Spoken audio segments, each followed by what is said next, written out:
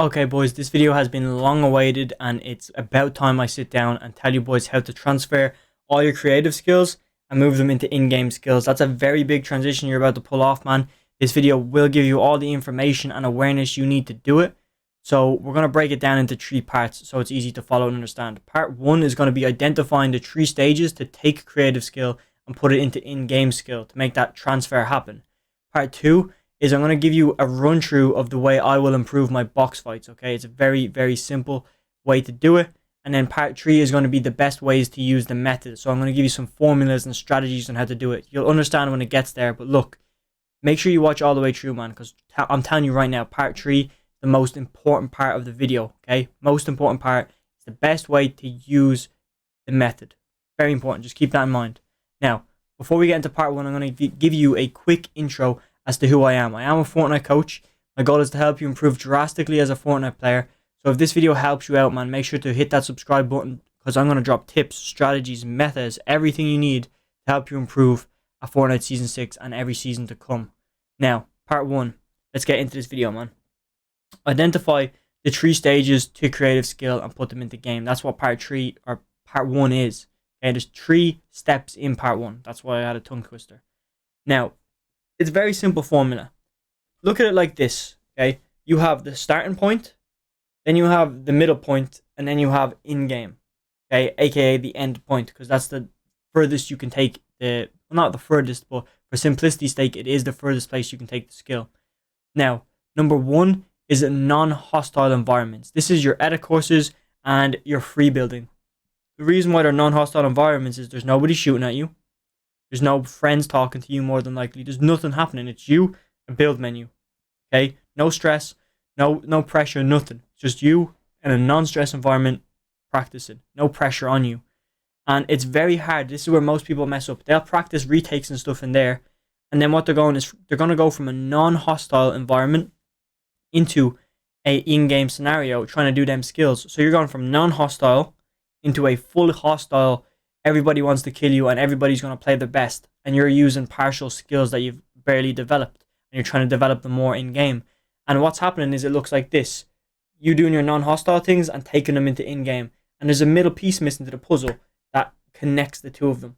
Get what I'm saying? That middle piece is going to be the development stage.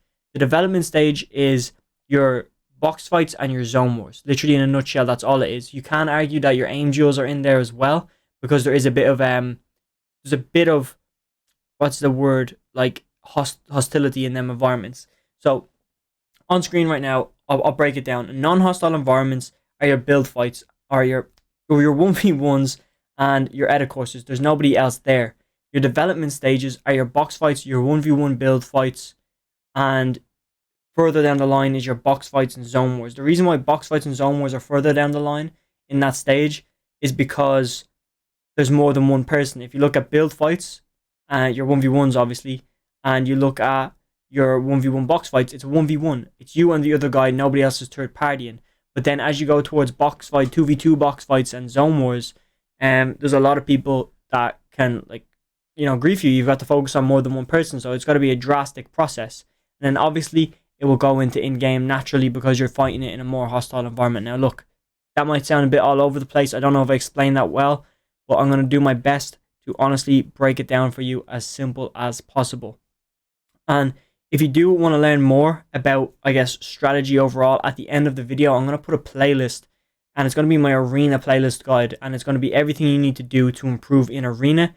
And then along with that, I'll put my POI breakdown playlist. We're talking drop spots, everything, man. It's just a whole useful bag of shit at the end of the video, to be honest. It'll be in the outro, so hopefully it's worth waiting around for that. If you're new here, obviously, and most of my boys that are already here have already seen those videos because they're goats. Now, moving into part two, is I want to run through my way of improving box fights. This is the way I will do it, and this is just an example to help you get reference for where I'm coming from, okay? So you start off in stage one, which is your non-hostile environment, and that's going to be an edit course, and then you're going to progress into your piece control courses. Edit courses are just edits. It's just edit, not even sequences. It's just more edits. But piece control then is kind of maneuvering in a certain way with your edits that give you an advantage. You have a slight opponent. Again, the opponent is a bot, But you go from edit courses then to piece control courses. That's the second stage of the non-hostile environment. And then when you move into the development stage, you have box fights gradually into zone wars. The reason why you always end up going towards zone wars with this strategy is because zone wars is a bag of shit. It's just everything thrown in one. It's literally an in-game, but it's not in-game. And you can focus more on your mechanics, because if you mess up, you'll come back in next round. And I'm not talking about 1v1 zone wars. I'm talking more like zone wars with Phil and with matchmaking.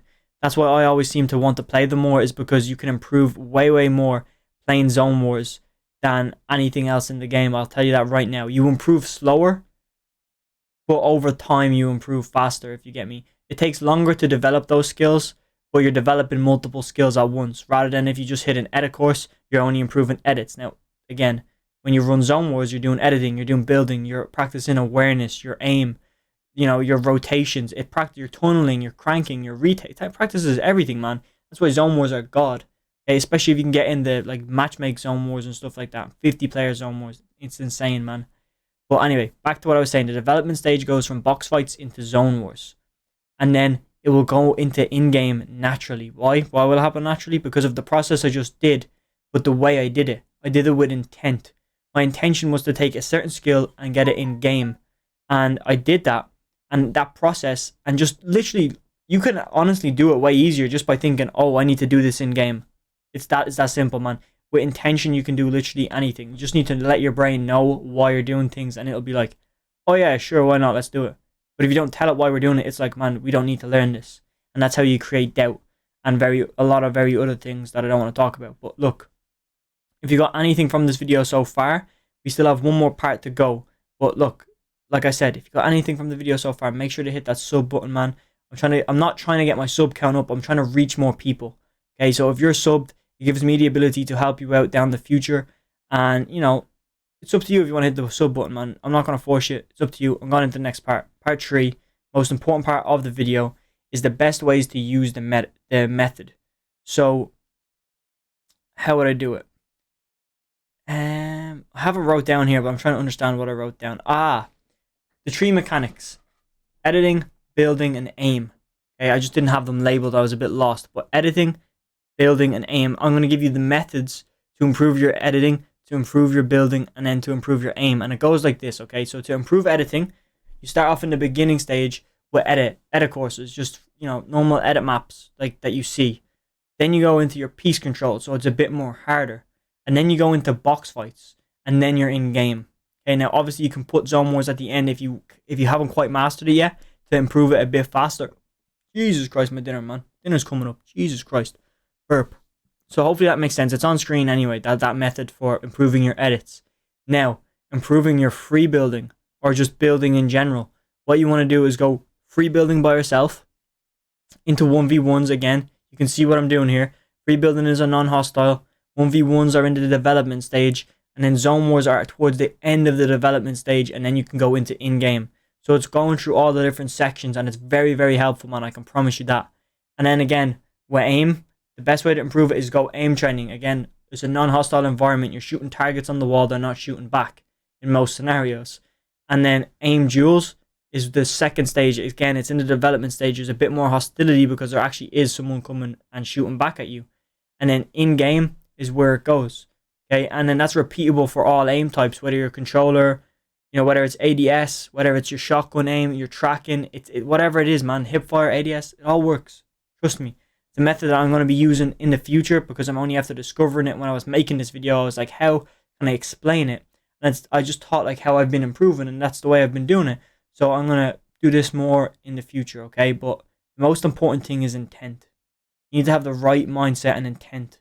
Are you intending to improve your mechanics for in-game, or do you just want to improve mechanics? They're two very different things. I can tell you that now. Alright, the video helped, man. I don't know. I hope it did. Again, I'm going to put that playlist up for everything, and then I'm going to put the other playlist up for the other video I said. I can't remember, boys, but look, they're on screen right now. They will help you out a shit ton. And leave some suggestions in the comments, man, because I read every single one of them. I'm out of here.